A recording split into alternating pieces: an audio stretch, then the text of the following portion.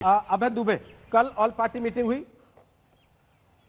अभय दुबे जी, उसमें सवाल नहीं पूछे आपने सरकार से।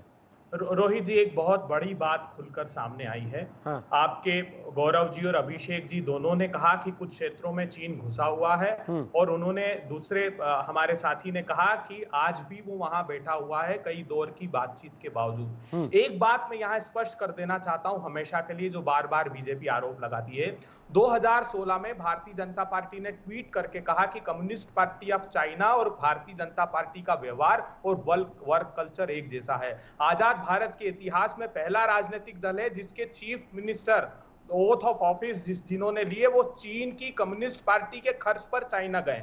फिर भी हम ये आरोप नहीं लगाते कि वो राष्ट्रद्रोह कर रहे हैं। इसलिए ये कह देना कि कांग्रेस पार्टी ने कोई एग्रीमेंट किया है इसलिए हम डेप्सोंग तक घुसने देंगे, इसलिए फिंगर फोर तक वो घुसेंगे, ये बात सही नहीं है। हम देश के साथ खड़े हैं। संबित पात्रा जी, आप इस बात को समझिए। आपके तीनों संवाददाता ने इस बात को स्वीकारा कि चीन अंदर घुसा है। प्रधानमंत्री जी ने 19 अगस्त को कह दिया कि वो वहां ना कोई आया है ना घुसा है। राजनाथ सिंह जी स्वीकार रहे हैं। हाँ, कोई चीज का बहुत बड़ा नुकसान। संबित पात्रा जवाब दीजिए, फिर कुलकर्णी साहब से जवाब लेते हैं इस बात का, और अशोक सज्जनहार जी से पूछते हैं जरा इन चीजों के मतलब क्या है जो हो रही है। संबित पात्रा, फटाफट क्लोजअप।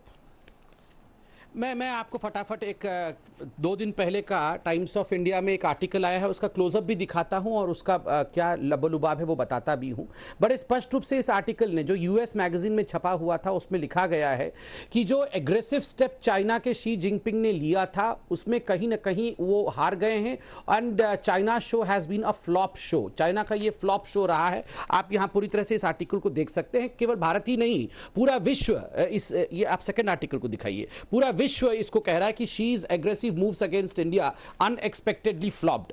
देखिए, इसमें बार बार ये कांग्रेस पार्टी कह रही है हम तो खड़े हैं, हम तो खड़े हैं। मैं रिक्वेस्ट करूंगा, अगर इसको खड़ा होना कहते हैं देश के साथ और आर्मी के साथ, तो आप कृपया करके बैठ जाइए, आप खड़े मत होइए। ये वही कांग्रेस पार्टी है। आप याद करिए, जब आर्टिकल 370 हटाने के लिए अमित शाह जी खड़े हुए थे पार्लियामेंट में, तब इनके leader of opposition Adhir Ranjan Chaudhary ने खड़े होकर कहा, क्या आपने पाकिस्तान से परमिशन लिया है?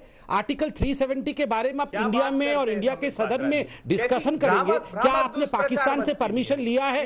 सर, मैं आपके बीच में बिल्कुल नहीं बोला था रोहित जी। ये इस प्रकार से रोहित जी, मैंने कभी बीच में नहीं बोला।